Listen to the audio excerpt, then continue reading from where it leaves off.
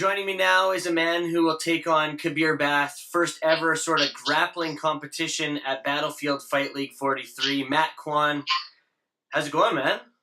Good. How are you? I can't complain. It's interesting to talk to someone who's going to be grappling at a competition for Battlefield rather than a fighter that's fighting on it. What is your sort of perspective on the whole thing, being that this is the first ever grappling event to be put on at an MMA event?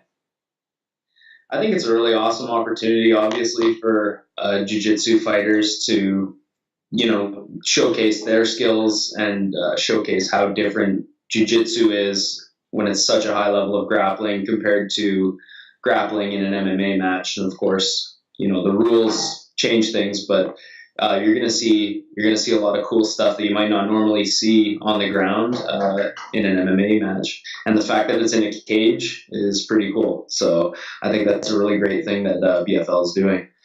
When you found out about it, what was your mindset like? Were you instantly like, hell yeah, this is something I want to do? Because I know you're very active on the local competition scene. You've even traveled throughout Canada to compete. Is this something that you were like, holy crap, this is pretty cool? Oh yeah, not even a doubt in my mind. I immediately agreed to a match, and yeah, I'm just super stoked to do it, and I can't wait to get in there on the 7th.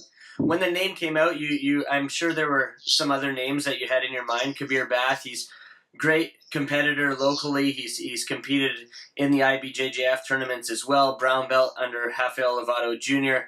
What are your thoughts on Kabir as a competitor, and what did you think when you heard his name as the guy that you were going to be up against? I've trained with Kabir, many times, and I have a lot of respect for Kabir. I like him a lot. I've gone to many open mats at his school, trained with him and his guys, competed against his guys, never competed against him in particular. And I really respect him as a competitor. He's definitely a guy, win, lose, or draw, he'll always be ready for the next tournament. He'll fight anyone. So big up to Kabir for sure for taking this match against me.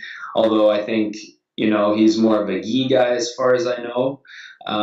Lately, no gi has been a big focus for me, and I've really been enjoying developing my no gi game.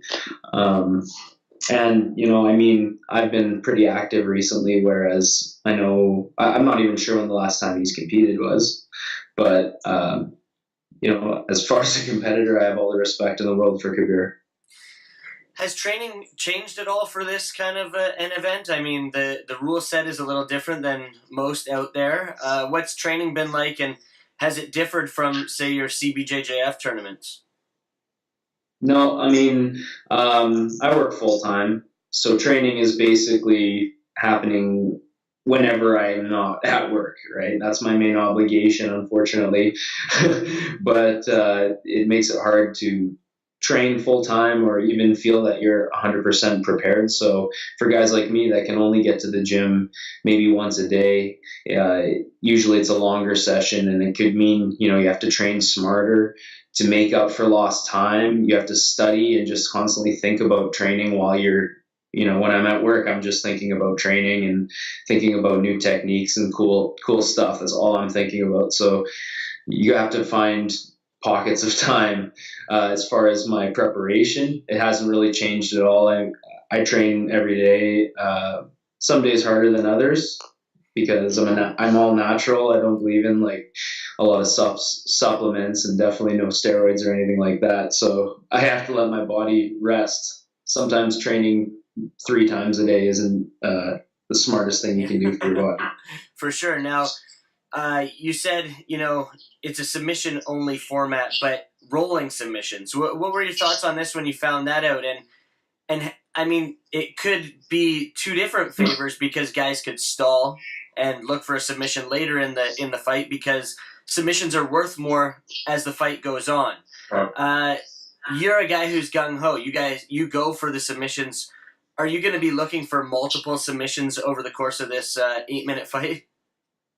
Sorry, my cats are fighting over there. Absolutely. To me, I'll just be going for submissions until the clock runs out. That's how I roll in the gym. That's how I roll when I compete. I do play the points as well at times when I have to, but it's definitely not my preferred objective when I'm grappling. I like to go for submissions, and I definitely like to experiment, spur the moment. So if it happens in front of a crowd, in a cage, that's even more cool for me.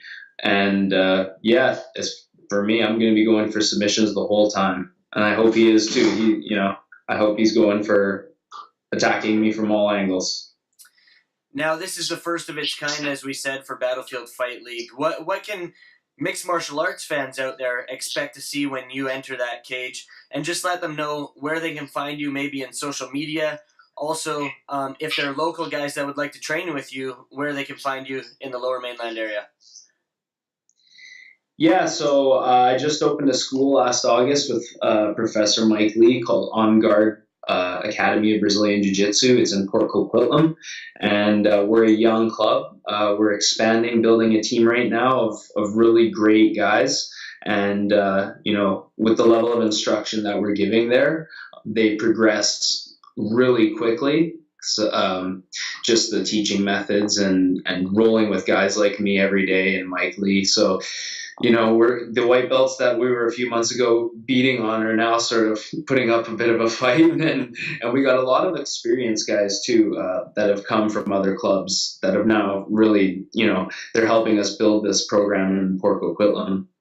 And yeah, when what was the first question? What can fans expect out of you when you enter the cage on the 7th?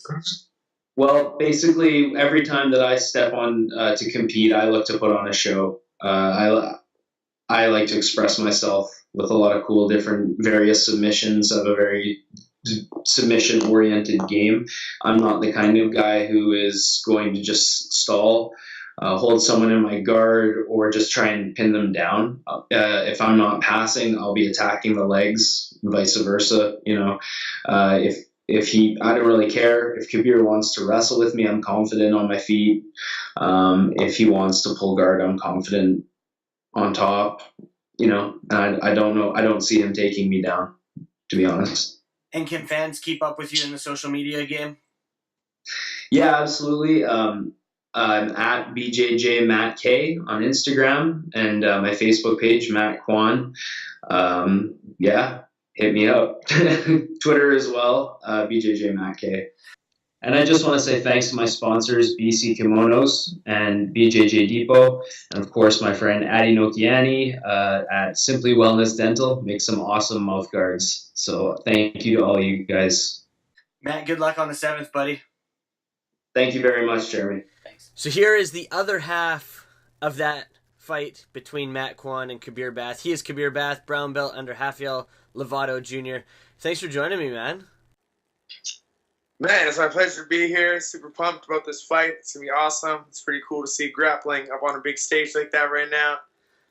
Sort of what I wanted to get right into. I mean, you've been on the scene for quite some time. Back with Gracie Baja, you went in there as a kid that didn't really know what he was getting himself into. Now you own your own club. Did you ever think that you were going to be competing in a grappling event in front of an MMA crowd?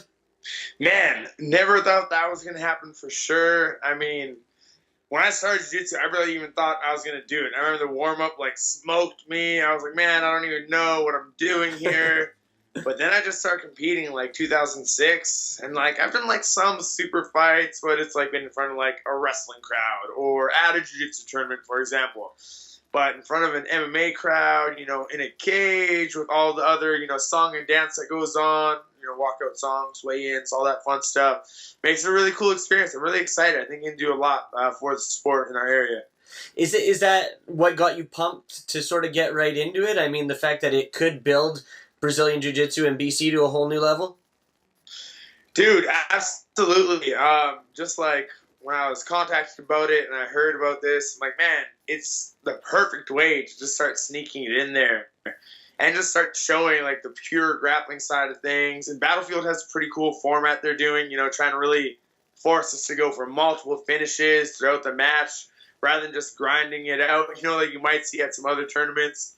But yeah, I think it's going to do wonders. I just know, for me, at my school, I have like tons of people who I don't think would have ever went to, say, a jiu-jitsu tournament just to watch, so like me fight or like Dion fight, for example. But this is just like perked them right up, like they're into it. I think, yeah. And I think not only the fact that it's going to perk your guys up into it, but it's going to bring a new crowd to the MMA scene as well. I mean, it's going to turn both sides of the table. Like, we're going to get the MMA crowd possibly into jiu-jitsu, which is super cool because you might see new people come into your club. And on the swing of things, we might get the Brazilian jiu-jitsu crowd into MMA. Man, it would just be so mutually beneficial for the community. I mean, you'll probably see the most jiu-jitsu guys out at this event ever. You know, like, I'm pretty sure at the battlefield it's going to be the crowd is going to be full of, like, jiu-jitsu schools. Yep. And that's going to change that whole dynamic. And I think it's just going to be so good because, man, I'm sure a lot of these guys are coming just for the grappling. They might hop in and watch the next battlefield. And then same way, those guys who just came for the fights, they might have that interest peaked and go check and see what's happening locally as far as grappling goes for them. Exactly. So I'm excited. Great exposure for everything. Oh, yeah, for sure. Super cool. Now, you spoke about Dion there. He's also on the card. He's competing against Clint Cooper, who's an absolute beast. How is it? It's got to be awesome that two guys from the same club are training together for this event. I mean, all these other guys don't have two guys from one club. You know what I mean? Like, they're all over the place. You guys are within the same community, so you guys are grinding at the same thing. It's got to be pretty cool. And it's cool just stage with your student. And it sort of makes me think of, like, when my professor Lovato was talking about the time that him and Justin Rader went out and they first had, like, their big event together they got to train for. And it's just so cool to be able to go out, like, he was telling me that was, like, ADCC that he was talking about. I mean, like, locally, this is pretty high profile, you know, same rules pretty much, you know. It's fun, and it's been so great just for us to get on that grind and just embrace it. Like, I wish, like, I could have more of my guys on it just because I know it's going to be so good for them. Like, I have some other studs that I know they'll be on the next one, you know, but it's just great to bring, like, a whole different energy to our training for sure. I bet. Now, with training, because it is a different rule set, as you said, you know, they're looking for the rolling submissions, and it goes, as the time goes, the points go. Has that changed up your training at all in terms of the way you're going to approach this matchup? You know, not really. I usually am always trying to get the submission for the most part. And truthfully, for me, no-gi's way better for me as far as catching submissions.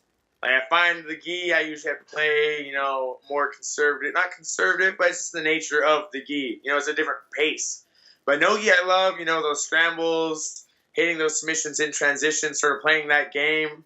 Plus, it's so great, you know, all the leg locks are open now. Yeah. You know, not just the straight foot lock, not the toe hold, not the knee bar.